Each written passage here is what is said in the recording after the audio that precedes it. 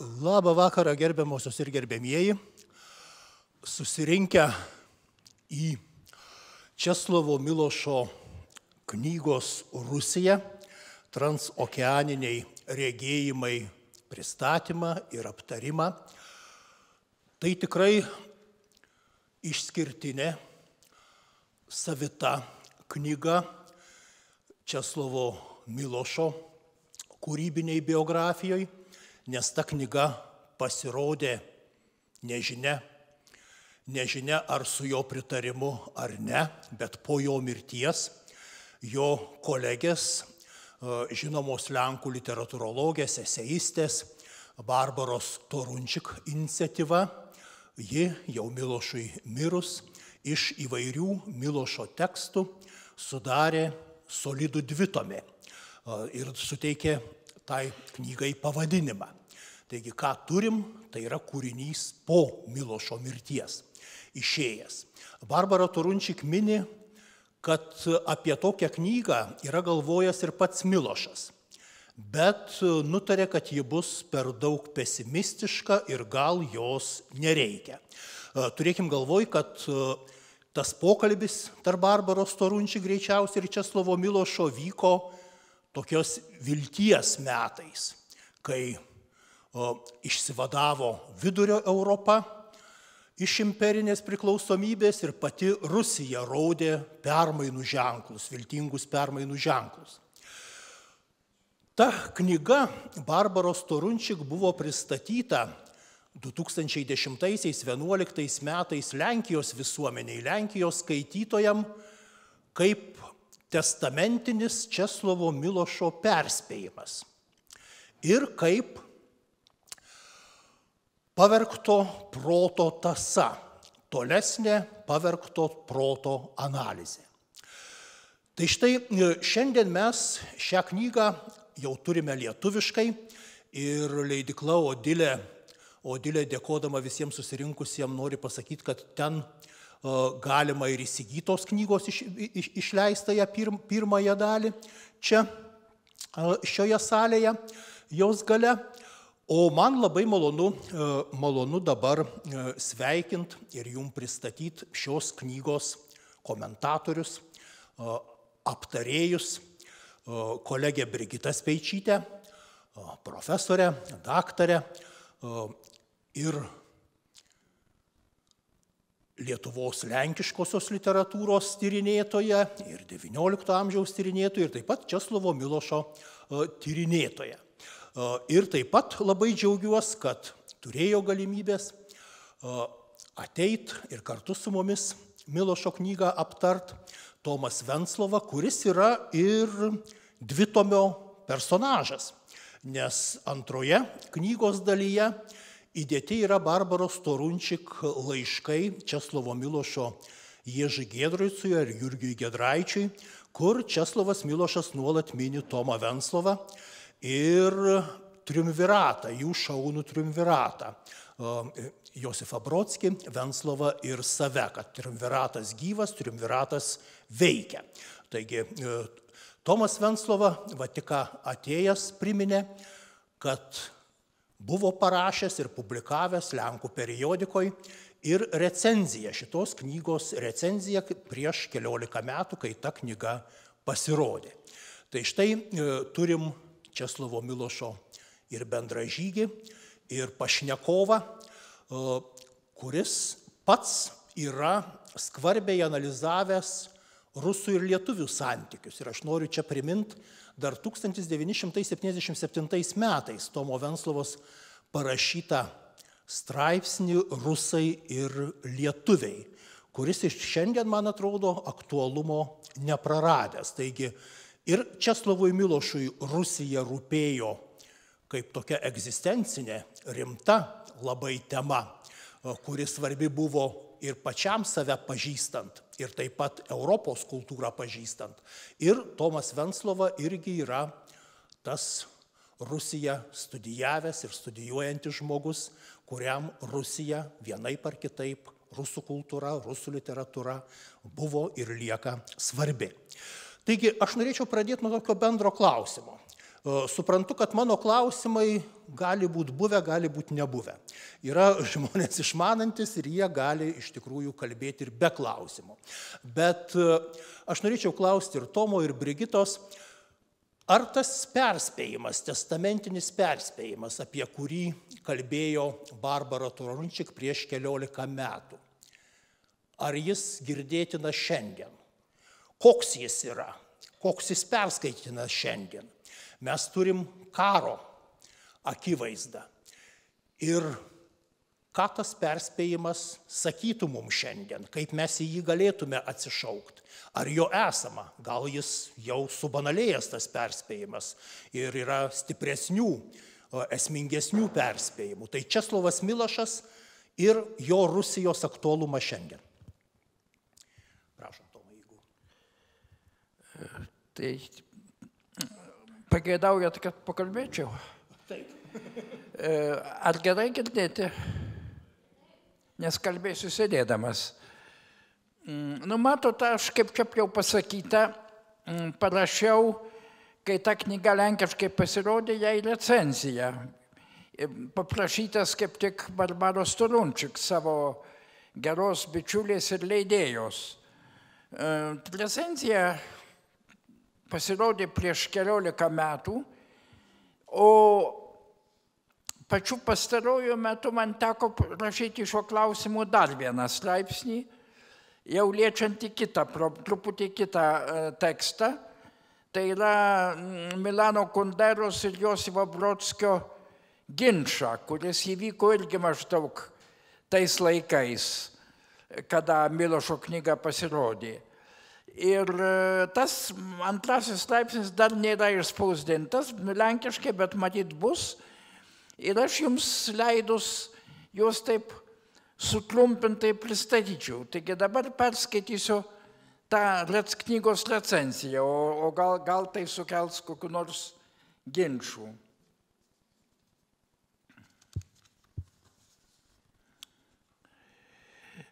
Rusija yra turbūt labiausiai ambivalentiškas kraštas pasaulyje. Tai yra sukelia diametraliai priešingų jausmų. Pastaruoju metu labai aiškiai neigiamų, bet tai dar toli gražu ne viskas. Tarp kitko, man rodos, kad su Rusija ginčytis čia gali tik tai Kinija. Antrasis kraštas, kuris taip pat sukelia diametraliai priešingų jausmų, yra Kinija. Ir pabuvojęs Kinijoje 3 kartus, galiu tik tai patvirtinti tą įspūdį. Maždaug nuo 14 amžiaus Rusija yra despotiška valstybė, uždara, amžinai vėluojanti, drauge agresyvi ir kažkodėl įsitikinusi, kad ji turi pasaulio atžvilgiu garbingą misiją, nelabai aišku kokią, bet tokią pasaulio gelbėjimo misiją. Reikia iš karto pasakyti, kad egzistuoja taip pat ir kita tradicija, nors mums pažįstama tik ta pirmoji. Kita tradicija pirmiausiai Kijevo Rusia, faktiškai dabartinė Ukraina laiko Kijevo Rusią savo tiesioginę pirmtakę, pirmąją ukrainiečių valstybę. Čia dėl to galbūt galima šiek tiek ir išlygų padaryti, bet tai jau daugiau istorikų reikalas. Bet to Kijevo Rusia buvo, kada dar nebuvo išsilukštanusi ukrainiečių tauta tokia, kokia yra dabar, toji Kijevo Rusia buvo daugiau ar mažiau normali Europos valstybė. Arba didysis Naugardas, jau žymiai toliau į šiaurę, buvo normalus, daugiau mažiau normalus miestas, primenantis Italijos arba Hanzos miestus, tiek Florencija, tiek Liubeka. Irgi su išlygomis, bet panašus. Tačiau Kijevą sunaikino totoriai, Naugardą arba Novgorodą sunaikino Ivanas Žiaurusis ir tai pasirodė tik tai epizodas. Imperinė Rusija visada kėlė baimę. ir tas jai labai rūpėjo. O jos pavergtos tautos juto jai neapykantą ir paniką. Ir lenkai, ir lietuviai apie tai daug žino. Visa tai buvo pakelta, sakyčiau, kvadratu Stalino laikais. O drauge Rusija sukūrė per labai trumpą laiką, mažiau kaip per 100 metų, vieną iš geriausių, įdomiausių, mano manymu, galbūt net geriausia ir įdomiausia literatūra pasaulyje. Jau nekalbant apie kitas kultūros sritis, kur irgi turi kai kurių pasiekimų, bet ne tokių kaip literatūroje. Ir muzikoje, ir architektūroje, ir tapyboje. Na, dar pridursiu, kad beveik niekas, kas gyveno Rusijoje ilgesnį laiką, rusų terpėje, nesispyrė tam tikram to krašto žavesiui. Galiu pasakyti, galbūt čia man taip biografija mano susidėjo, gal kiti pasakys ką nors kito, bet aš tiesa nesu matęs labai daug, nesu kalbėjęs labai daug su lietuvių tremtiniais. Bet tie, su kuriais aš kalbėjau, nei vienas iš jų nereiškia jokios neapykantos rusams kaip tautai, tiems rusams, tarp kurių jiems teko gyventi. Nu, galbūt buvo ir kitokių, bet aš kitokių nesu matęs. Kažkas egzistuoja tame šaltame, vienodame krašte, šaltoje vienodoje lygumoje, nelaimingoje, pavergtoje, šiurkščioje tautoje, kas yra įdomu ir patrauklu. Turbūt labiau įdomu ir patrauklu, ar bent labiau pamokoma negu vakarų tautose. Kiekvienas, kuris iš tikrųjų pažįsta Rusiją ir rusus, yra linkęs jiems daug ką atleisti. Galbūt ir klysta, bet yra linkęs. Tai liečia ir Česlavą Milošą, kuris tiesa Rusijoje ilgai negyveno, bet žinojo apie Rusiją daug. Dabar po jo mirties aiškėja, kad Milošas buvo ne tik poetas, bet ir žymus filosofas, ar tiksliau pasakius tai, ką mes vadiname, ypač anglosaksų kraštuose, idėjų istorikas. Jis dėstė Berklėje rusų literatūrą, pirmiausia Dostojevskį, ir net pats nenorėdamas tapo sovietologu. Ir kadangi užsiimant Dostojevskiu, o to labiau 20 amžiaus rusų literatūra, tenka tapti sovietologu. Na, kad jūs šiek tiek pralinksminčiau, pasakysiu, kad jis pasakojo man paradoksalią istoriją iš savo dėstymo. Jis studentams visą kursą perskaitė apie Dostojevskio romaną, kurio pavadinimas verčiamas įvairiai. Kipšai, velniai arba demonai. Gal net tiksliausia būtų demonai. Tai yra galbūt labiausiai antikomunistinis romanas, bet kada parašytas.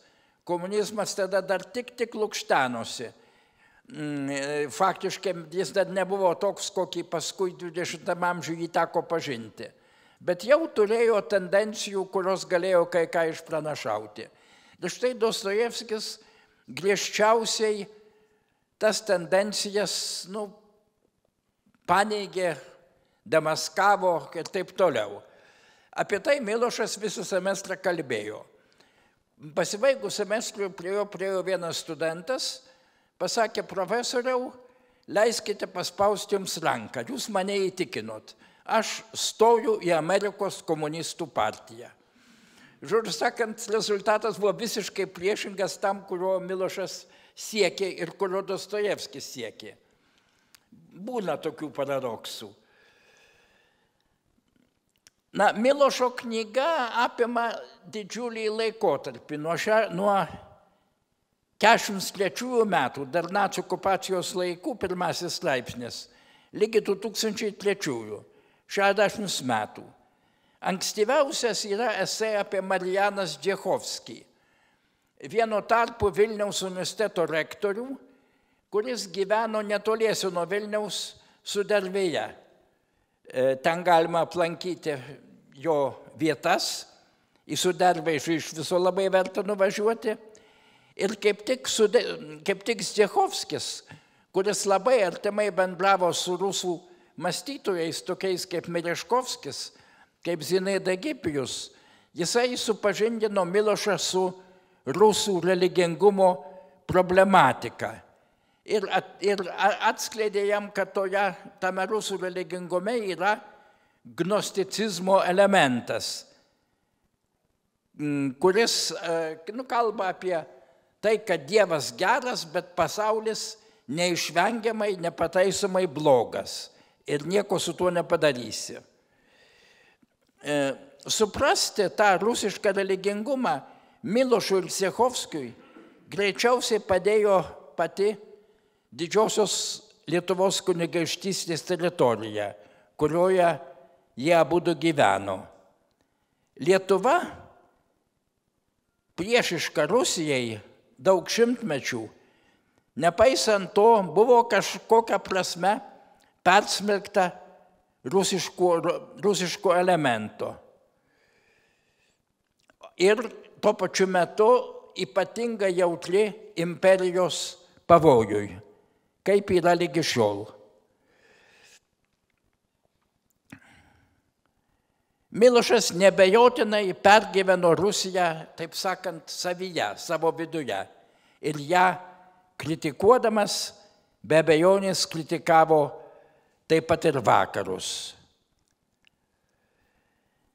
Na, su gnostiška idėja, kad Dievas geras, o pasaulis blogas ir nuodėmingas yra blogio rankose, su manichėjiška idėja, kuri Milošui buvo savaip artima, siejasi tokie dalykai. Pasaulis yra būtinybės karalija. Laisvės karalija yra tik tai transcendentiška, ji yra už šio pasaulio ribų. Su tuo siejosi mitas apie žemišką rojų, kuris mūsų laukia istorijos gale, nes tokia yra Dievo valia. Ne dėl to, kad mes kažkaip jį priartinam, o Dievo valia. Tai Rusijoje suaugo su vakarietišku išradimu, su marksizmu. Ir čia gana tipiškas atvejis yra jau Visarionas Bielinskis, kuriam skirtas vienas iš knygos straipsnių, irgi labai ankstyvas. Toliau Milošas kalba apie Murtibingo piliules iš žinomo rašytojo, vieno iš savo mokytojų, Vitkaco, tokio fantastinio alternatyvinės istorijos romano. Apie rytiečio mokslininko išrastas piliules, kurias pakanka praryti ir įgyji kondensuotą pasaulėžiūrą, kuri suteikia tau tikėjimą savimi, tikrumą. Čia turimas omenyje didelė dalimi marksizmas.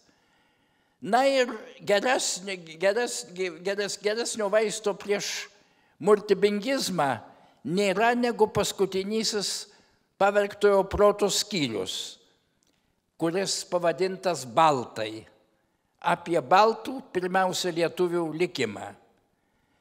Pats būdamas baltas, aš džiaugiuosi, kad tas skyrius įtrauktas į knygą.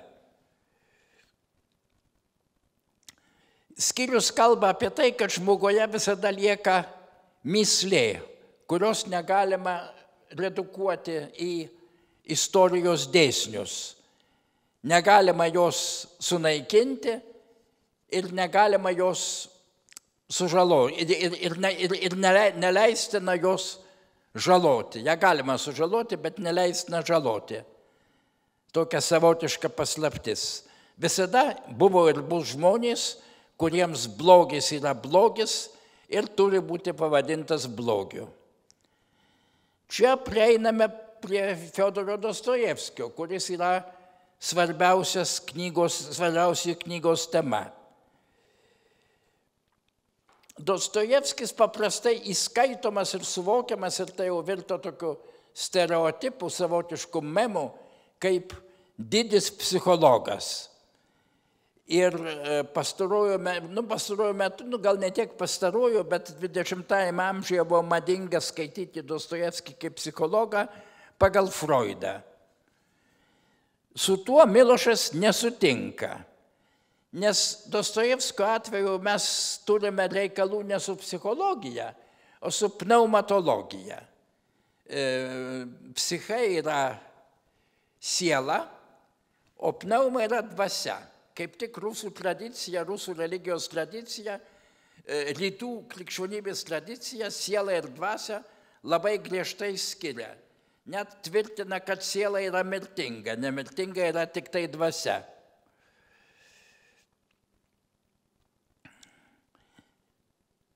Na ir pagal Milošą Dostojevskis yra tikras hermetiškos gnostikų tradicijos sūnus, lygiai kaip skandinavų mąstytojas Swedenborgas, 18 amžiaus mąstytojas. Jis galbūt vienas iš pirmųjų, jeigu ne pirmasis, pastebėjo tą jų giminystę ir apie ją plačiai rašė. Abu jie kritikavo, griežtai kritikavo mokslinį pasaulėvaizdį. Ta prasme, Dostojevskis Milošui labai artimas. Mokė nepriimti marksistinio, o jeigu ieškosime šaknų hegeliško supratimo, kad pasaulis yra determinuotas, kad jis plėtojasi teigiamą linkme ir pagal mokslo dėsnius, kuriuos galima išaiškinti, pagal kuriais galima vadovautis. Nei Milošas, nei Dostojevskis nepriėmė žemiškojo rojaus, kuris pasirodo istorijos gale ir tuo pačiu atperka visas nekaltas aukas pasiektas tame kelyje. Nesutiko, nei vienas, nei kitas nesutiko atsisakyti kaltės savokos ir atsakingumo savokos. O tai yra krikščioniškas mąstymas. Dostojevskis tiesa davė labai daug erdvės ateistiniai argumentacijai. Ir Bakhtinas, didžiausias Dostojevskio specialistas, tarp kitko Vilnietis, mūsų universiteto, mūsų tuo metu gimnazijos auklėtinis, tvirtino, kad jis čia buvo visai bešališkas, kad jis nesirinko ateistinės pasaulėžiūros ar krikščioniškos, o paliko tai, taip sakant, užskliaustų. Taip nėra, jis vis dėlto rinkosi krikščionišką pasaulėžiūrą. Bet toji Dostojevskio krikščionybė, apie ką kalba Milošas, yra drauge turi ydų, yra romantiška ir naivi. Dostojevskis sako, yra labai žinoma jo frazė, kad jeigu reikėtų rinktis tarp Kristaus ir tiesos, jisai rinktųsi Kristų, o ne tiesą. To nei vienas tikras krikščioniškas mąstytojas nesakė. Tai pažemina Kristų, tai jį nutempia į tokio, sakyčiau, tokios iliuzinės pagodos lygmenį. Netiesa, bet už tai labai gražu. O antra vertus, antra Dostojevskio yda, nemažiau svarbi, kai kam gal atrodys, kad labiau svarbi, tai, kad Dostojevskis buvo rusų nacionalistas. ir labai blogos rūšės rusų nacionalistas. Ksenofobas, neapkentė Lenkų, nors buvo kilęs iš tos pačios didžiosios Lietuvos kunigaikštystės bajorų terpės, iš kurios žymiai vėliau kilo Milošas. Tarp kitko, Dostojevskio dukra, kaip turbūt daug kas žino, sakė, mes ne Lenkai, mes lietuviai. Lenkai blogi, o su lietuviais viskas tvarkoje. Tas truputį juokinga. Lenkų jis tikrai nemėgo, taip pat buvo antisemitas.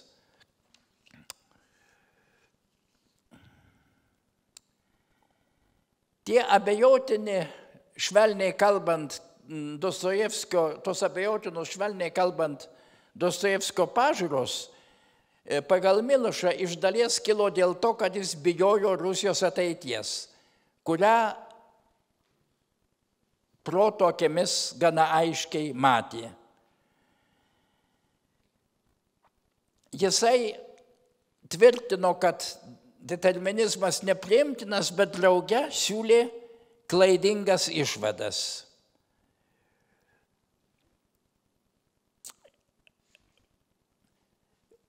Išsigelbėjimas, kaip rašo Milošas, yra proto sveikata ir širdies pusiausvyra. Ir tai yra užduotis, kurias mes turime spręsti nuolat. Jis taip pat įžiūri tam tikrą panašumą tarp Dostojevskio ir Mickevičiaus. Tarp kitko, netgi liga jie sirgo tą pačią. Dostojevskis buvo, kaip visi žino, turbūt epileptikas, bet ir Mickevičiui tas negalavimas buvo nesvetimas. Ir Dostojevskis, ir Mickevičius nutrindavo ribas tarp religijos ir tautinės idėjos.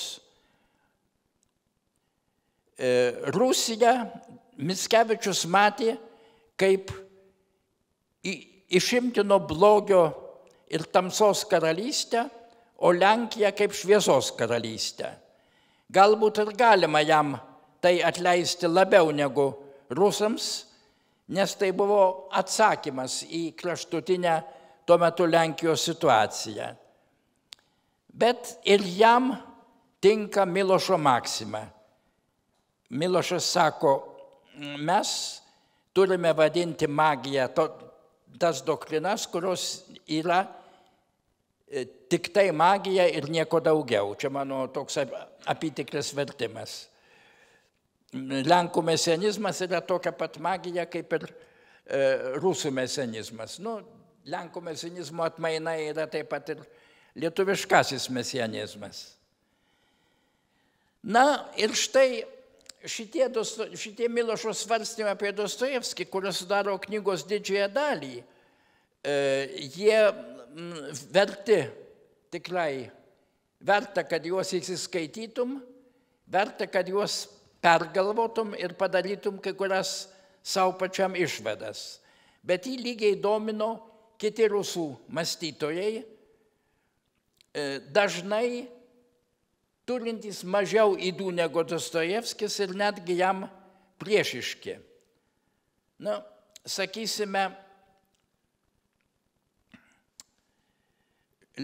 Sakysime, Levas Šestovas, kurį taip pat labai mėgo Brodskis. Aš gerai atsimenu, kad jie, jeigu dėl ko nors sutardavo, tai dėl to, kad labai aukštai vertino Šestovą. Šestovas, kuris determinizmo karalijai priešino, determinizmo abstrakcijos karalijai priešino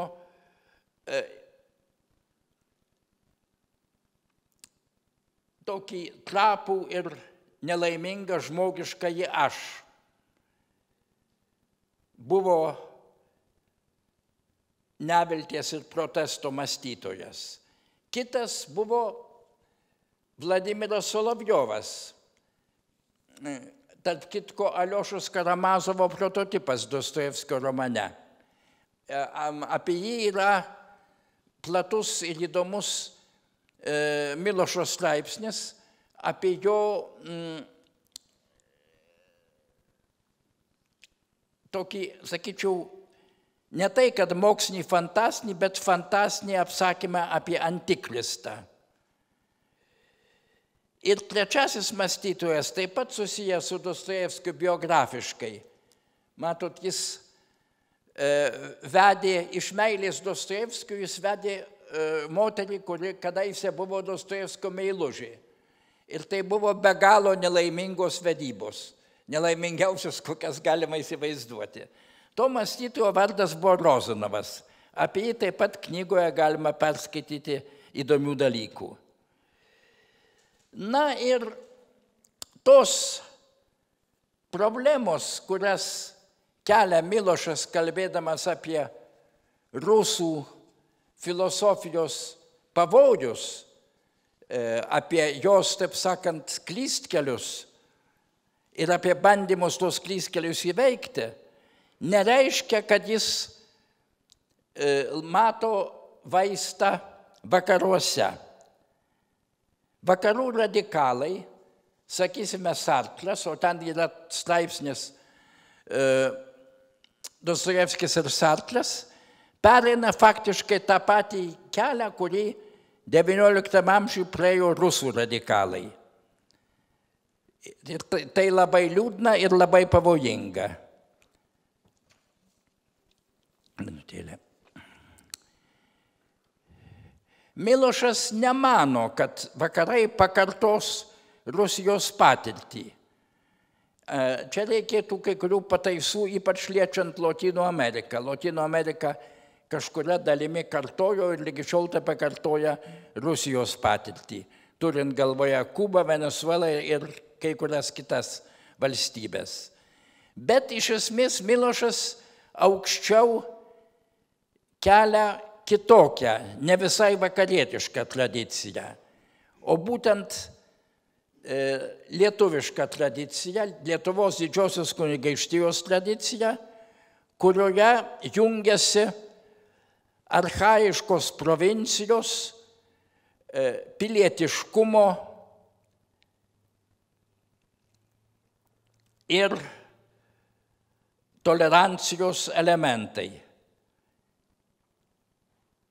Toji pusiau mitiška Lietuva Milošui buvo nepaprastai svarbi. Ir šitoje knygoje ji taip pat aukštinama.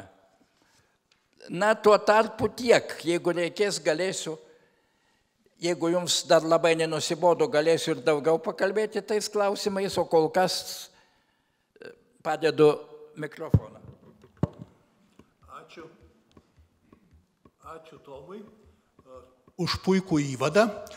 O aš norėčiau dabar šnekinti Brigitą, kolegę Brigitą, kaip literatūrologę jau.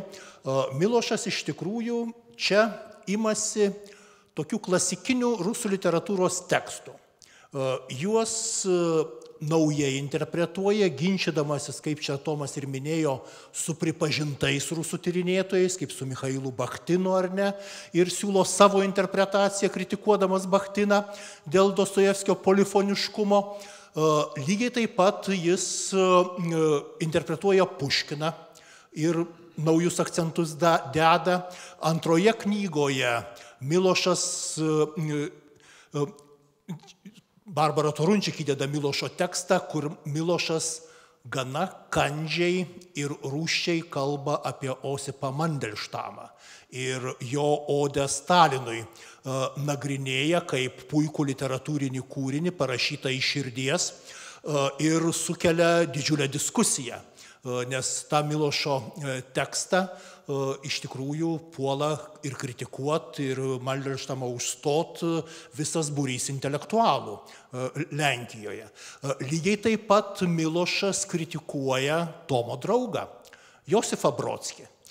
Ir laiškuose Jurgiui Giedraičiui kalba, štai atvažiavo Josifas iš Rusijos.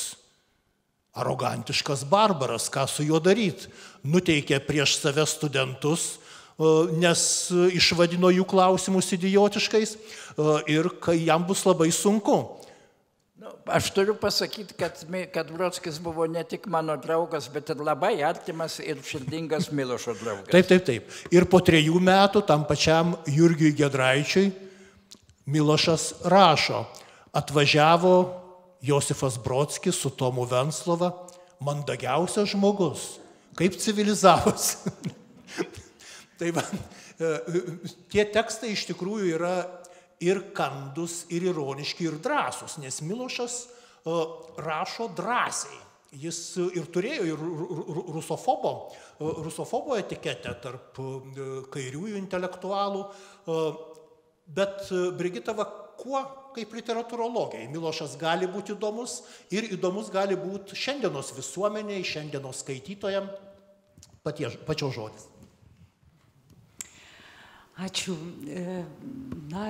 Žiūriu į šitą knygą iš šalies ir iš kitos perspektyvos, kadangi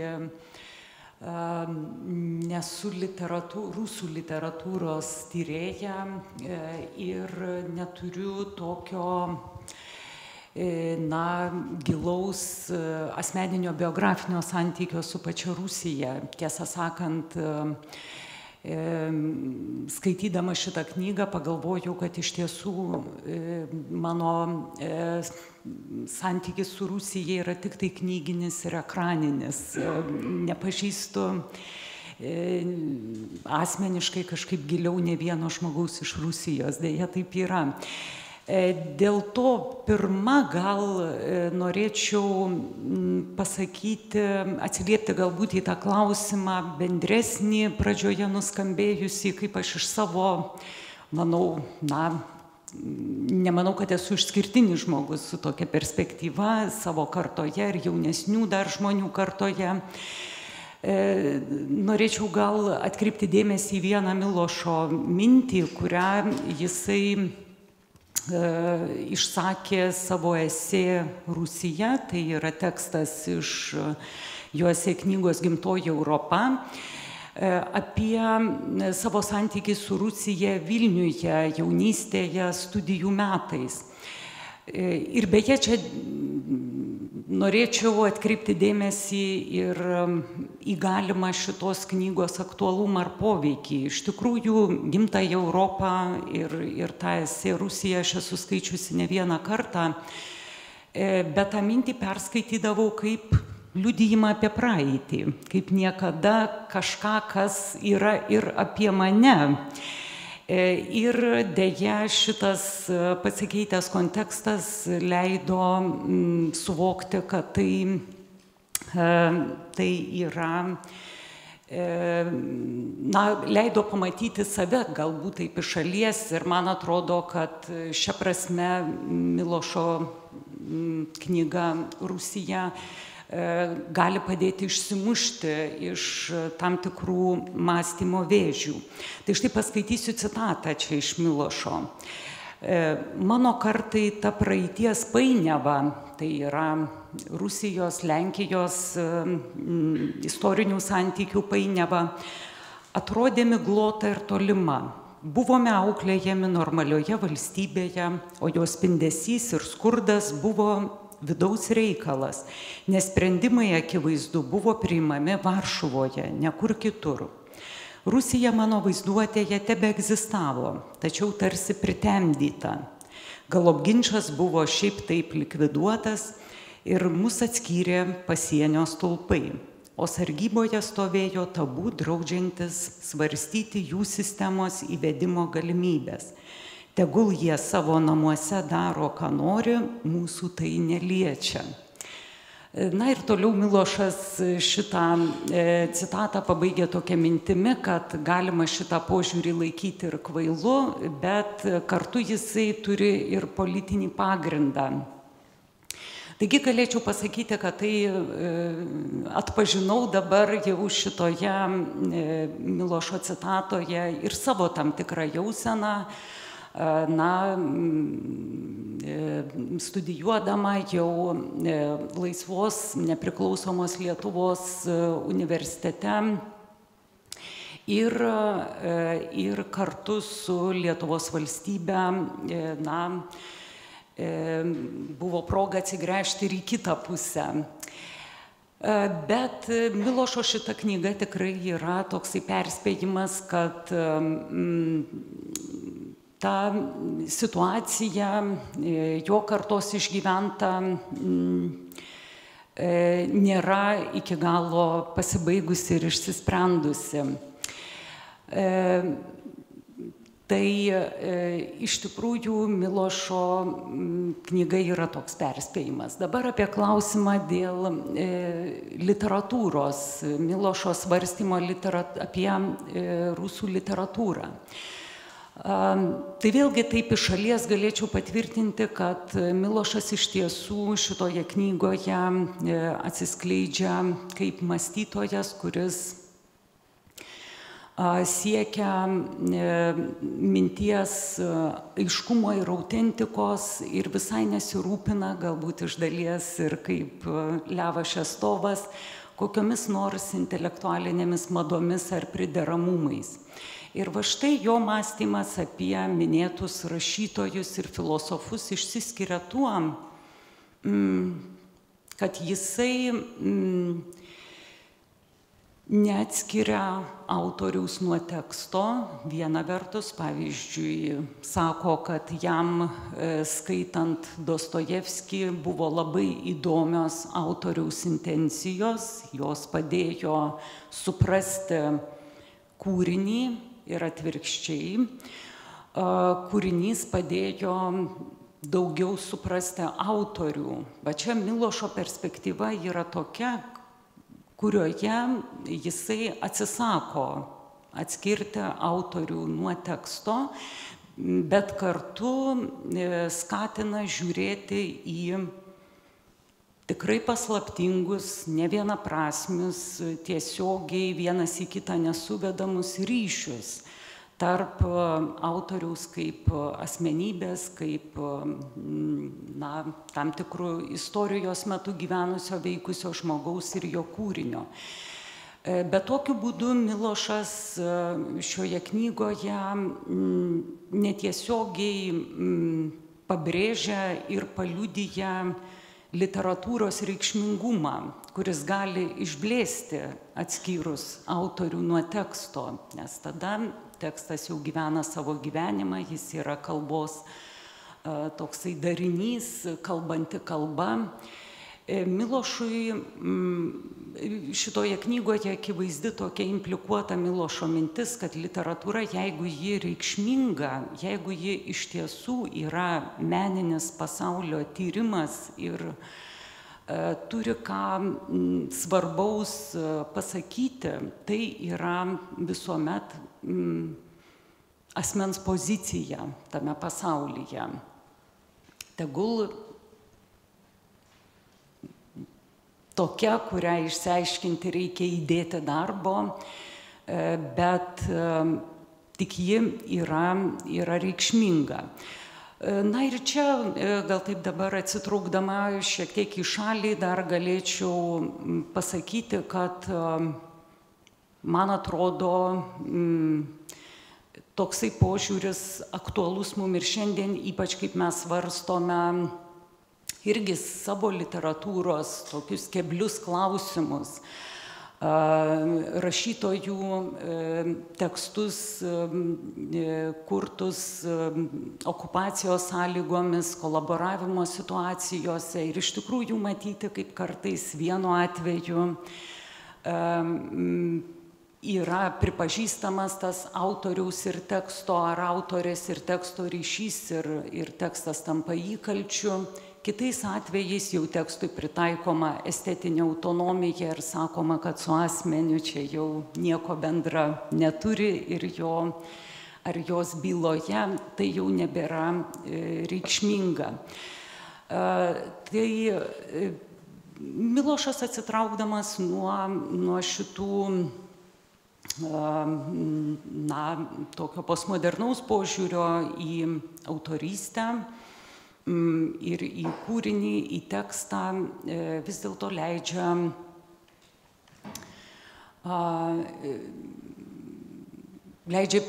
primena apie tokį literatūros vaidmenį, kuris neturėtų būti supaprastintas. Ačiū, Brigita.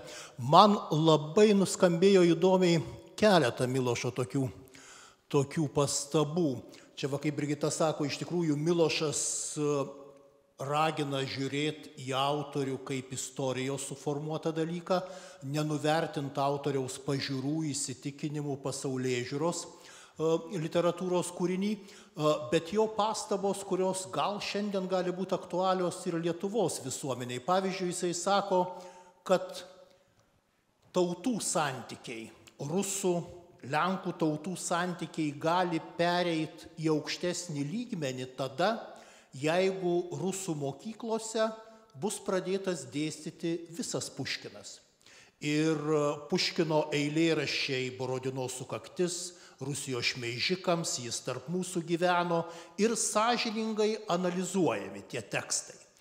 Matant Puškino antivakarietiškumą, antilenkiškumą ir antilietuviškumą ir nebijant tų visų keistenybių rusų autorių. Arba, pavyzdžiui, nagrinėjant Dostojevskį kaip rusų mesianistą, šovinistą, imperialistą, kad tai irgi svarbu pažinti rusų mokyklose. To autoriaus visumą tada galima ir kalbėtis visuomenėm, skirtingom visuomenėm.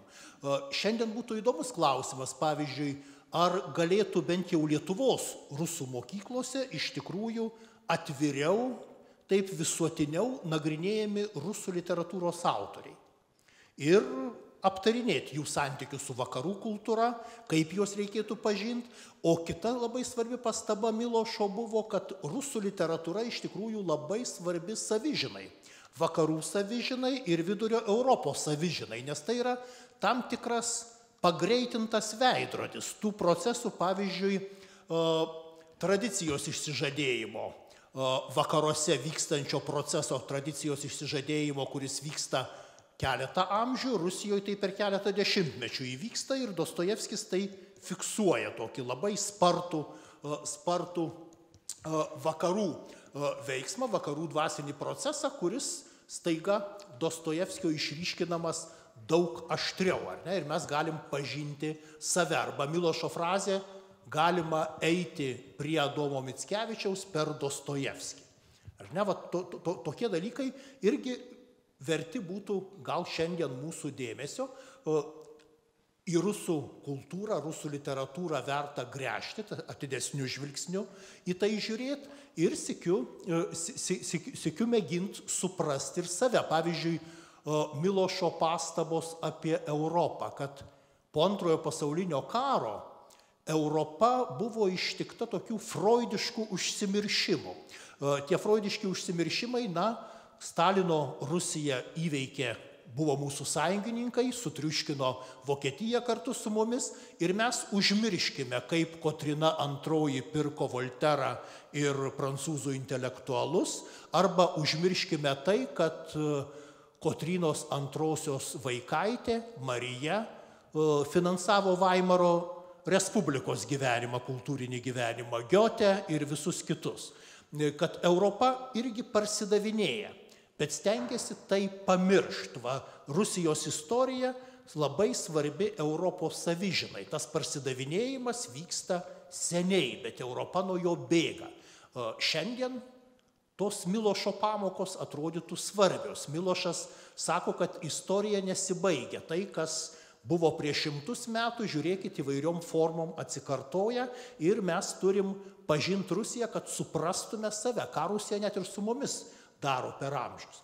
Tai šitos pamokos gali būti svarbios ir šiandien. Bet aš norėčiau dabar sukti mūsų kalbą dar į vieną dalyką. Čia gerbiamas Tomas paminėjo, kad Milanas Kundera ir Josifas Brodskis diskutavo dėl vidurio Europos. Bet taip pat ir Česlovas Milošas buvo tas, kuris, kaip Lenkas ir lietuvis, kėlė vidurio Europos temą tarptautiniuose formuose ir Jungtinėse Amerikos valstijose, ir Lisabonoj, ir kitur diskutuodamas. Ir ten jisai stojo Milano Kunderos pusėn prieš savo bičiulį Josifą Brodskį. Josifas Brodskis kalbėjo, kad, kokia čia Vidurio Europa. Yra Azijos vakarai, vakarų Azija. Jis tą turėjo galvoje greičiau Rusiją.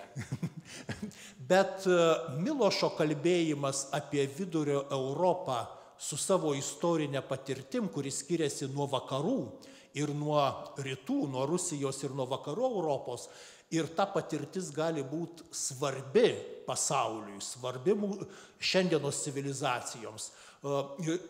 Regis gali būti šiandien irgi vienaip ar kitaip aktualizuojama, nes vakarų ir Rusijos santykiai, tie tiesioginiai santykiai, tarsi dar vieno balso ir stokoja. Ir Milošo Kunderos gintas Vidurio Europos autonomiškumas, kultūrinis autonomiškumas ir to balso svarba su visom patirtim. Čia kaip gerbiamas Tomas ir minėjo, Milošas žvelgia į Vidurio Europą, kuri yra jautri tokiam natūraliam pilietiškumui, respublikos formom, demokratijos formom, apskritai žmogaus egzistencijai pagarbi kultūra, kuri nepripažįsta taip lengvai istorinės būtinybės ir nenusilenkia istoriniai būtinybei, kad šitos patirtis gali būti aktualios. Tai aš paklausčiau ir šitose rinkiniuose Barbaros Torunčik sudarytose yra tie Milošo tekstai apie Europą, apie mūsų Europą, Vidurio Europą. Milošas ją mėgina aktualizuoti. Tai vat, ar šita Milošo brėžiama gija Vidurio Europos patirčių reikšmingumo, reikalingumo tarp rytų ir vakarų, ar ši gija būtų dar testina ir jums, Tomai, kaip atrodo? Žinot, man čia besiklausant tų svarstymų dariau, aš į keletą klausimų iš karto norėčiau atsakyti. Vienas klausimas iš ankstesnės truputį serijos Milošo straipsnis apie Mandelštamą.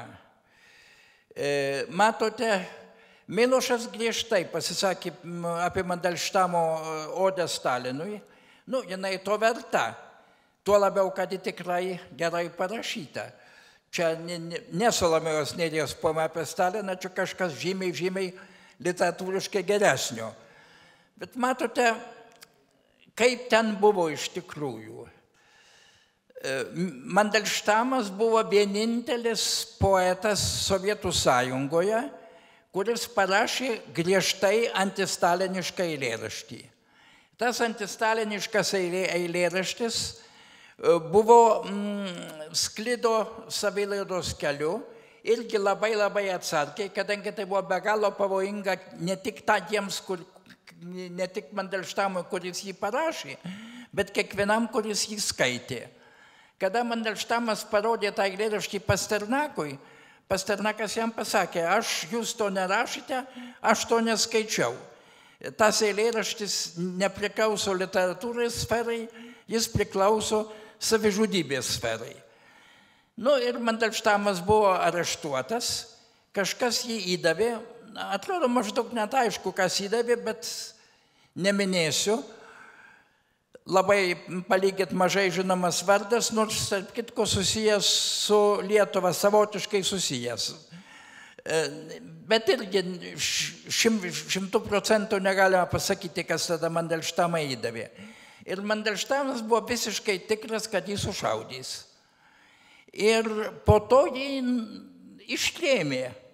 Ir ištrėmė jau palygit nebaisę vietą į Voronežo miestą, kuriame galima gyventi, kuriame yra teatrai, muziejai, kuriame yra kultūrinis gyvenimas. Jis ten įsitaisė teatro literatūrinės dalies vedėjų ir suvokė tą tarp kitko kaip Dostojevskio likimo atkartojimą. Dostojevskis irgi buvo nuteistas sušaudyti, o po to jį ištrėmė į Kazakstaną, į Semipalatinską, pakeitė mirties bausmę tremtimi. Žodžiu sakant, antras toks atvejis. Ir Mandelštamas parašė odę Stalinui. Dabar, matote, aš buvau Voroneže, labai seniai, dar ankstyvos jaunystės laikais, ir suradau tenai Mandelštamo tokią platoniškąją mylimąją. Tarp jų nieko nebuvo, bet įsimylėjimas iš Mandelštamo pusės buvo. Ji tada buvo jaunutė mergina, Natalija Štempel, dabar jos nebėra gyvos. Ji man pirmoji tą odę parodė. Odė buvo, taip sakant, nutylima tiek Mandelštamo gerbėjų rateliuose, tiek ir tuo labiau oficialiuose rateliuose. Man tą odę parodė. Aš ją perskaičiau, pasibaisėjau, bet sakau, žinote, pradėjau filosofuoti. Poetui būna situacijos, tokie gundimai, kada jis nori nusilenkti prieš istoriją, prieš galingą istorijos jėgą, prieš tą determinizmą. Ji pamojo ranką, jau tada nebuvo jauna mergina, buvo pagyvenusi moteriškė, bet labai simpatinga, pamojo ranką, pasakė, nešnekėkit niekų. Jis gelbėjo save nuo mirties, bet ne tik save, savo žmoną ir visus savo pažįstamus. Ir tik todėl parašė tą odę. Lygiai taip pat dabar dažnai sakoma, Mykolaitis Putinas rašė prosovietinius eilėraščius, gelbėdamas save ir šeimą. Taip. Tik tai tie Mykolaičio Putino eilėraščiai buvo labai blogi. Tarp kitko, lygiai tokie pat blogi, kaip ir jo antisovietiniai eilėraščiai iš Linkinio Rūsčios dienos. Irgi lėkšti, plika publicistika, o jis galėjo rašyti blogai. Akhmatov irgi galėjo rašyti blogai. Yra ir Akhmatovos prostaliniškų eilėraščių, kada jie gelbėjo savo sūnų iš kalėjimo, bet taip ir neišgelbėjo. Bet o Mandelštamas dėja nemokėjo rašyti blogai. Toks buvo, tokį turėjo talentą, kad ką be paliestų jo rankos, išeidavo geros eilės. Ir tai labai liūdna, bet tai buvo bandymas išsigelbėti. Aš negaliu teisti, nes pats tokioj situacijoje nežinau, kaip būčiau pasielgęs, greičiausiai irgi būčiau bandęs išsigelbėti. Kartais, kai kuriom akimirkom atrodo, kad galbūt ir ne, bet nežinau, negaliu garantuoti. Ir turbūt žmogaus labai smerkti dėl to negalima. Dėl to, vadinasi, Milošas Mandelštamą labai griežtai pasmerkė ir dauguma Lenkų literatūros žinovų, dauguma rusų literatūros žinovų su juo nesutiko. Jie vis dėlto linkę Mandelštamui šitą eilėraštį atleisti. Dabar dėl dėstymo. Ar reikia dėstyti, bet tai vėl pasakysiu, Mandelštamą visą. Ir su ta ode Stalinui, ir su tuo puikiu antistalinistišku eilėraščiu, dėl kurio jis galų gale turėjo parašyti įrodę, kad atsipirktų. Žinoma, mokyklose reikia dėstyti kiek galima plačiau viską, nušviesti klausimą iš visų įmanomų pusių. Reikia ir Puškino dėstyti eilėraščius, skirtus, nukreiptus prieš mūsų 30 metų sukilimą, už kuriuos Puškiną plūdo Mickevičius ir teisingai darė, kad plūdo, bet reikia atsiminti, kad tokių eilėraščių yra tik 2. O Puškinas parašė 10 tomų ir išskyrus tuos 2 eilėraščius, tai 10 tomų, dar poema Poltava. Tai 10 tomų, ne ką galima prikišti. Taigi sakant, teigiamas krūvis vis dėlto nusveria neigiamą krūvį. Kaip ir Mandelštamo atveju. Ir aš sakyčiau daugumos tikrai žymių rašytojų atveju. Yra tasai garsus Kiplingo posakis, kad time that with a strange excuse pardoned Kipling and excuse, and will pardon Paul Claudel, pardons him for writing well. Laikas, kuris keistai atlaidus atleido Kiplingui ir jo klaidingoms pažiūroms ir atleis Poliui Claudeliui, atleidžia jiems dėl to, kad jie rašė gerai. Jeigu kas rašė gerai, atleisti galima labai daugą. Na, kitas klausimas, kartais mes sakom, o taip jis rašė gerai, mes jam daug atleidžiam, o kaip pasižiūrė, ne taip jau ir gerai, bet čia jau kitas klausimas. Dabar dar vienas, palaukit, dar buvo jūsų pats paskutinis. Vidurio Europa. Dėl? Vidurio Europa. Dėl Vidurio Europos. O dėl Vidurio Europos tai aš parašiau, sakau, ištisą straipsnį. Aš palaikau šitame ginče veikiau Brodskį negu Kunderą ir negu Milošą. Vienas rusų rašytojas, Sergejus Davlatovas, geras rašytojas, sykį Milošui pasakė, mano dienoraščių fiksuota, jūs, Česlovai, vis dėlto rusofobas. Į tai Česlovas atsakė, žinot, bet Lenkų aš irgi nemėgstu. Taip, kad su tais rusofobais, lenkofobais, lituanofobais gana sudėtinga. Kartais tai yra, kaip sakydavo tas pats Brodskis, tik tai mizantropijos apraiška, bendrosios mizantropijos. O dabar dėl to, jeigu dabar galite išklausyti dar ilgoką straipsnelį. Reikia klausti auditorijos. Klausiu auditorijos. Kaip garbioji auditorija? Ar naudojamės progą ir būnam pirmieji klausytojai? Klausom, Tomai, jūsų. Kaip? Galima? Klausom. Nesupratau. Taip, klausom jūsų. Na, matote,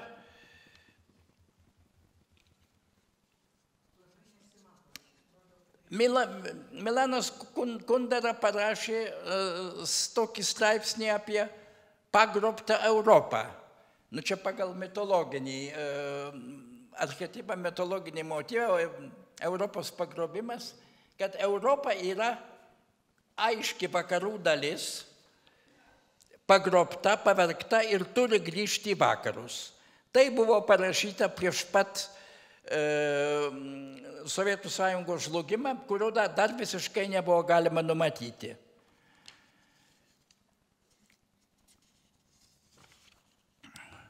Ir dabar kyla klausimas. Šiandien mes matome vakarų ir Rusijos kovą. Jau niekas neslepia, kad tai yra ne Ukrainos ir Rusijos kova, o būtent vakarų ir Rusijos kova. Kuo tas baigsis, nežinia. Gali ir visai blogai baigtis, bet ką darysi? Gal tai toji paskutinė kova, gal tasai Armagedonas, apie kurį kalba Biblija, o iš kitos pusės kalba Internacionalas. Ar čia yra kova tarp vyriausybių ir valstybių? Ar čia civilizacijų kova? Kitaip sakant, mentalitetų kova, o tie mentalitetai neturi jokio bendro vardiklio. Dabar labai daug intelektualistų, publicistų, politikų linksta prie Kunderos nuomonės, kad vakarai, įskaitant pagrobtuosius vakarus, tai yra Vidurio Europa, taip pat ir Ukraina ir Rusija, tai absoliučiai skirtingos tikrovės, negalinčios susitaikyti jokių būdų. Kultūros paremtos priešingais principais. Viena iš tų kultūrų, būtent Rusija, neišvengiamai gimdo imperializmą, agresiją, suvienodinimą, kita taip pat automatiškai gimdo demokratiją, įvairumą, kompromisą ir taikos meilę. Viena tai monotonijos ir prievartos tradicija, kita heterogeniškumo tradicija. Be to, dar, sako Kundera, tai labai svarbu, Rusijos tradicija susijusi su irracionalizmu, su nežabotomis emocijomis, sentimentais, taip pat ir žiaurumo sentimentu. O vakarų tradicija yra proto, abejonės, svarstymo tradicija. Rusija tai Dostojevskis, čia minuso ženklas, vakarai tai Diderot, čia pliuso ženklas. Aš pats labai dažnai linkau prie tokio modelio. Dabar jau sako kai kurie, mūsų garsiausias politikas Vytautas Landsbergis yra pasakęs, Rusija yra vėžys žmonijos kūne, kurį būtina išpjauti. Vat kaip išpjauti, klausimas atviras. Atrodo, kad išpjauti dėja neįmanoma. Man rodos, kad tai atitinka antivokiškos propagandos ekscesus per Antrąjį pasaulinį karą. Tokius ekscesus kaip Iljos Orenburgo, kad priešas yra vokietis, užmušti reikia vokietį, ne nacistą, o vokietį. Ir nacistą reikia užmušti ne iš karto, o po teismo, jeigu teismas nuspręs, kad jis tikrai kaltas, kas ir buvo padaryta. O reikia užmušti vokietį, kadangi visa vokiečių kultūra yra ydinga, visa vokiečių kultūra galų gale veda į Aušvicą. Na, į tai galiu atsakyti. Agresijos, paniekos tarptautiniai teisėje, tarptautiniais sutartims, nusikalstamos ideologijos, kuri veda į genocidą, negalima atleisti.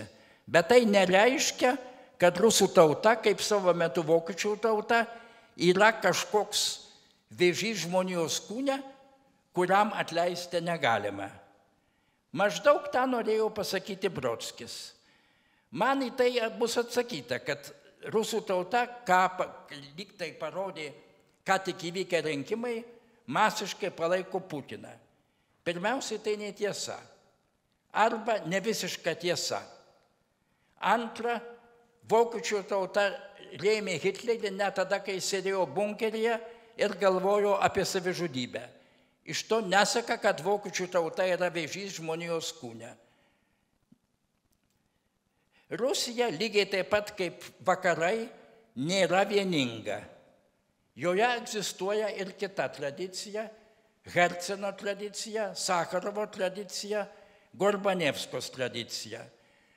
Poetė Natalija Gorbanevskaja, kuri, kaip žinoma, demonstravo, kada sovietai įsiveržė į Čekoslovakiją ir be jokios abejonės būtų demonstravusi, kada Putinas įsiveržė į Ukrainą, tiesiog neprigyveno to savo laimiai. Jinai parašė nuostabų eilėraštį. Это я не спасла ни Варшавы тогда и ни Праги потом. Это я, и вине моей нет искупления. Tai aš neišgelbėjau nei Varšuvos tada, nei Prahos paskui. Tai aš ir mano kaltė nėra atpirkimo. Nors jinai faktiškai padarė Varšuvai ir Prahai daug daugiau negu dauguma Varšuvos ir Prahos piliečių. Yra tokia tradicija nesutikti su blogiu, atgailos tradicija. Ir klysta tie, kurie sako, kad rusams jinai neįmanoma. O antra vertus mes, Vidurio Europą, įskaitant Lietuvą, neturėtume savęs laikyti tokiomis jau nekaltomis avelėmis, kurios visada pavergiamos ir ta vergija visada ateina iš rytų. Kaip dabar pastebi Lenkų autoriai, toksai Przemyslavas Čaplinskis, pavyzdžiui, kurį aš cituoju savo straipsnėje, kada tas toji pavergtoji Europa prisidėjo prie vakarų, pradėjo elgtis ne visiškai gražiai. Atsirado ir nacionalistinio agresyvumo, ir religinės netolerancijos, neapykantos įvairioms mažumoms, ir nepagarbos teisei, ir vietinių fašistų teisinimo, ir tiesiog neįsivaizduojamos korupcijos. Viską tai gerai žinome ir Lietuvoje. Taigi čia tenka kalbėti, kad jau ir prieš pavergimą Vidurio Europa taip pat turėjo savo stereotipų, savo anachronizmų, su kuriais lygiai taip pat reikia kovoti. Mes turime padėti ukrainiečiams, ginant jų tautą ir ginant jų tradiciją, bet neturėtumėm nusileisti lygi rusų imperialistų lygio. Tai yra sakyčiau taip, kad nusikalstamos valstybės šešėlis gula ant kultūros ir kalbos. Bet tai nereiškia, kad kultūra ir kalba kaip po tokios yra ydingos nuo pat pradžios ir kad jos kaltos dėl genocido. Aš gerai suprantu panieką rusų artistui, kuris palaiko Putiną. Aš suprantu, kad toksiška Rusijos struktūra, valstybės struktūra, apnuodijo kai kurių rusų klasikų pažiūras. Kartais, nors ir rečiau, apnuodijo taip pat ir jų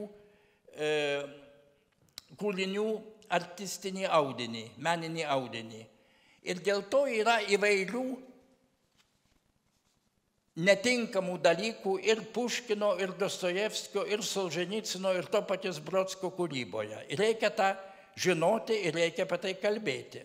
Ir žmonės, kurie dirba imperialistinės ir agresyvios šalies kultūroje, turi jau justi savo atsakingumą. Turi kritiškai pervertinti savo mentalitetą. Bet čia negalima perlenkti pagalio, kaip sako, perlenkti lazdos. Sąjungininkai Antrojo pasaulinio karo metais, kovodami prieš Hitlerį ir hitlerizmą, neatmesdavo Bacho, Gėtės ir Tomo Mano, nors galėjo abejoti dėl Nyčės arba Vagnerio. Ir BBC laidos prasidėdavo nuo Beethoveno akordų. Šitą reikia prisiminti ir man rodos, kad net ir šiandien tai yra mums pavyzdys. Aš suprantu, kad gali būti neapykanta ir turi turbūt būti neapykanta apkasuose, kada tu gali ir privalai užmušti ir priešininkas tave gali ir tam tikrą prasme privalo užmušti. Bet atmesti rusų kultūros jokių būdų neatmesiu, iš jos su visom jos teigiamybė ir neigiamybėm galima pasimokyti labai ir labai daug. Dėl to nesutinku su Oksana Zabuško, ukrainiečių žymia rašytoja, kurią neblogai pažįstu, kuris sako, kad visa rusų kultūra yra tik tai toks apsauginis tinklas užmestas ant rusiškų tankų. Su tuo nesutinku. Kada tas mano straipsnis bus išspausdintas, nežinau, kaip ukrainiečiai į jį reaguos. Įtariu, kad labai blogai reaguos, kad labai žiauriai reaguos. Dauguma. Bet amikus platus et magis amikavedytas. Jie yra mano draugai, bet tiesa yra mano didesnis draugas. Tiek maždaug norėčiau pasakyti. Ačiū. Tomas čia provokuoja rimtą diskusiją. Man atrodo, jinai vyks turbūt ir spaudoje, ir šiaip Tomo tekstui pasirodžius. Ir ne tik iš ukrainiečių, bet greičiausiai ir kiti diskutuos tą temą. Liko paskutinis turbūt klausimas. Dėkodamas Tomui už du tekstus, noriu pasiteirauti dabar labai pragmatiškai. Ar Milošas siūlo mums išeitis šiandien? Jo stiprybė yra tam tikra intelektualinė stiprybė, kad jis siūlo žiūrėti giliai į istoriją, skvarbiai istoriją, neapsiriboti šiandieną. Jis sako, kad Rusija yra amžių kūrinys. Ir dėl to jisai Gimtojoje Europoje cituoja Markizo de Custino, jo 1839 metų laiškų iš Rusijos, nes jo nuomonė tai nepasensta. Yra ir tam tikro pastovumo, imperinės galvosenos ir taip toliau. Ir Milošas sako, remdamasis Adomu Mickevičium, kad ir Lenko, ir Lietuvio egzistencinė situacija nulemia buvimas Rusijos imperijos šešėlyje. Mes niekur nepabėgsim. Rusijos imperijos šešėlis mus lydi nuo 18 amžiaus. Kaip šitame šešėlyje išgyventi? Ar galim tam tikras strategijas rinktis ir ar Milošas čia gali būti, tam tikras patarėjas? Klausimai judviem dabar, ir Brigita, ir Tomui. Brigita.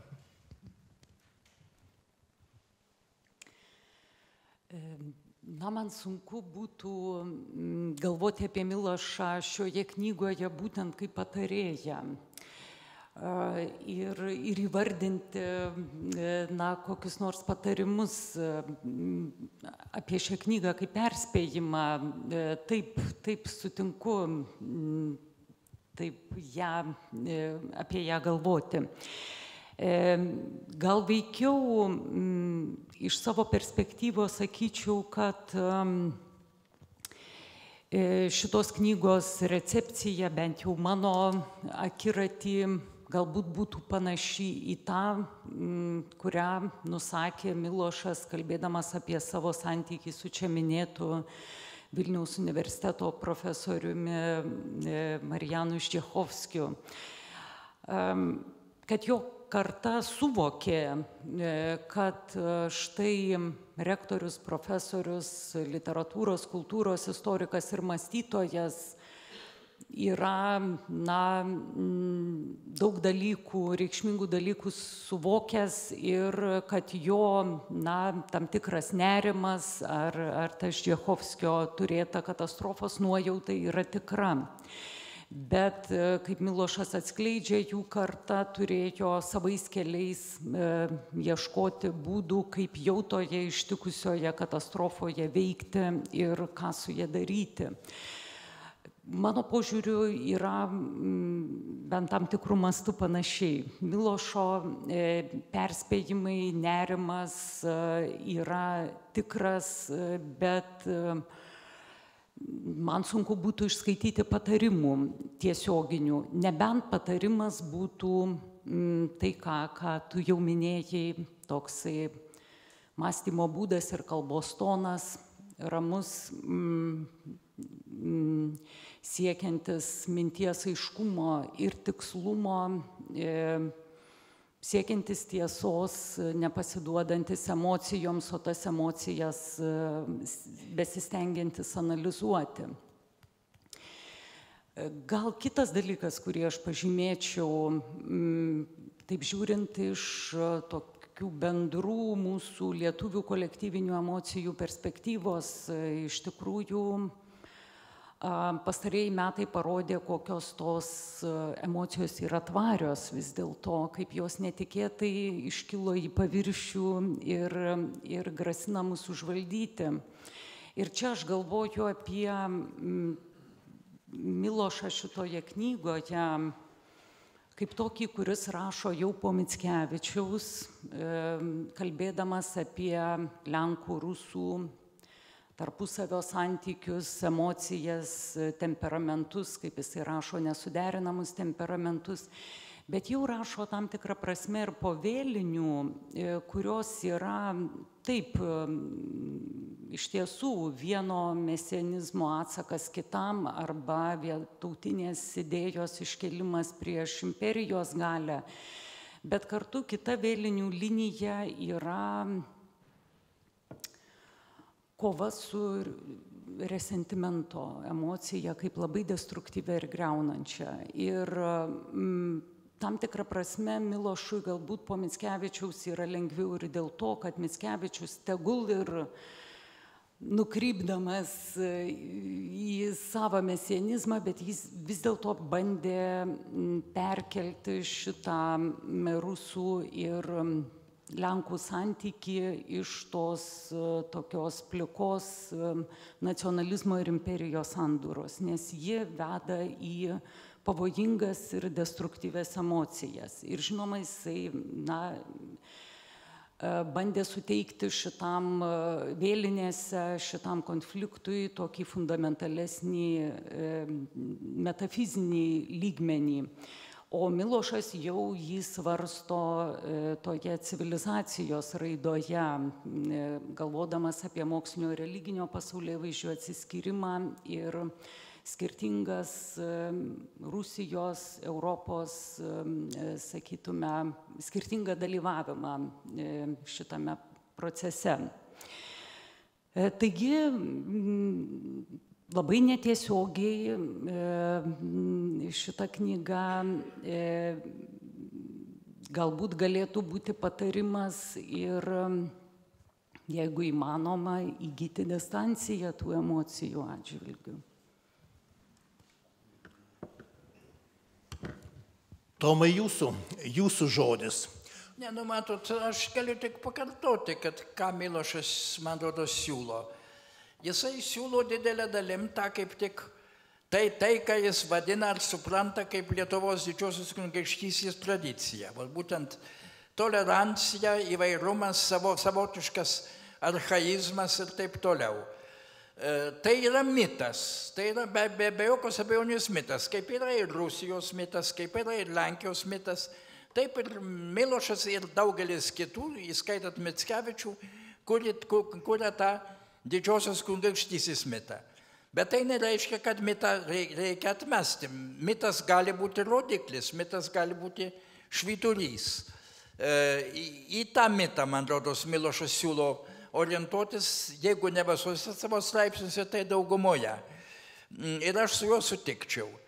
Na, bet vienas dalykas, kurį dar sykį noriu pakartoti, jeigu tave puola, jeigu tave šaudo, reikia atsišaudyti. Ir reikia laimėti. Bet nereikia nusmukti į priešininko lygmenį. Jeigu, sakysime, kankina tavo belaisvius, tai nereiškia, kad tu turi kankinti priešininko belaisvius. Yra tam tikri principai, kurių mes negalime atsisakyti, jeigu norime vadintis, taip sakant, jeigu norime būti laimėtojais. O man rodos, kad visi mes to norime ir turiu vilties, kuri dėja yra tik tai viltis, kad tas bus pasiekta. Dėkui, Tomai. Man irgi atrodo, kad Brigitos paminėtas tiesos principas yra Milošui labai svarbus ir jis gali būti mums irgi šiandien aktualus. Milošas Kiustina cituoja, kad jam atrodo, kad Rusijos imperijoje ištrinta riba tarp tiesos ir melo. Ir labai svarbu tiesos siekt, mėgint tą ribą tarp tiesos ir melo just ir nepasiduot melo tiesos jungimui, tą jungčiai, kuri postmoderniam pasauliu irgi labai tampa natūrali, jeigu Kremliaus visus pasakojimus matytume. Ir kartais kyla ta pati pagunda. Taip. Irgi trintas ribas. Jeigu priešas meluoja, tas nereiškia, kad aš turiu meluoti. Jeigu priešas kažką nutyli apie save, tas nereiškia, kad aš kažką turiu nutylėti apie save. Tai yra skirtumas tarp priešų ir saviškio ir tik tai ir duoda viltį laimėti, man rodos. Tai va šita nuostata yra svarbi yra pačių savęs atžvilgių. Na, Milošas ragina visais tekstais iš tikrųjų matyti tiesą istorijoje ir apie save, tą tiesą liudyti, ir apie savo silpnybės, ir apie savo parsidavinėjimus, apie Europos silpnybės, matyti visą ir sukiužusią Europą, moraliai sukiužusią, jis apie tai irgi kalba. Ir tai, man atrodo, va, tas tiesos siekis ir drąsus liudijimas visų patirčių. Milošą šiandien daro tokiu tvirtų pokalbio dalyvių, kad tai yra išmintingas šiandienos pokalbio dalyvis. Ir dar reikia atsiminti, kad Milošasgi buvo puolamas. Jis buvo puolamas savo krašto dešiniųjų, netgi laidotuvių metu. Netgi laidotuvių metu atsirado tokių, kurie demonstravo prieš Milošą, kurie kėlė transparantus: Milošas ne Lenkas, Milošas Lenkų tautos priešas, Milošas komunistas ir taip toliau. Nu, tokių buvo apie 10 žmonių, o vis dėlto 10 000 ėjo paskui Milošo grabą. Bet buvo tie 10 žmonių ir to nereikia bijoti. Ir baigdamas tą mūsų pokalbį, aš noriu suteikti žodį pačiam Milošui. Kai Milošas gavo Nobelio premiją, pas jį iš karto apsilankė Kontinento, Rusijos emigracijos puikaus žurnalo Kontinento korespondentas Viktoras Sokolovas, gal Tomas jį ir pažįsta, gal teko susitikti, ne, bet jis įsiveržė į Milošo namus ir paėmė tokį trumpą interviu su Milošu. Tas interviu yra įdėtas į knygą 1980 metai. Ką jūs pats Rusijos ir Lenkų santykių labui norite nuveikti, klausė jo. Milošas sako, noriu nuveikti, ką tik pajėgsiu, kad tarp mūsų tautų būtų pastatyti tarpusavio supratimo ir pasitikėjimo tiltai. Esu tipiškas Lenkas, nes myliu rusus ir nemyliu Rusijos. Klausimas pats paskutinis ir tuo baigėsi dvitomis, tai yra paskutinis dvitomio tekstas. Ar tikite, ponė, kad būsime laisvi ir Lenkai, ir Rusai? Čia rusų demokrato klausimas. Milošo atsakymas. Į tokį svarbų klausimą neturiu atsakymo. Tai vat 80-ieji, ar ne? Ar būsime visi kartu laisvi, bet pagarba reikalinga, kad tas laisvės kelias galėtų būti bendras. Tai aš labai dėkoju mūsų pašnekovams, Tomui Venclovai, Brigitai Speičytei ir labai dėkoju garbiajai auditorijai. Dėkui. Ačiū.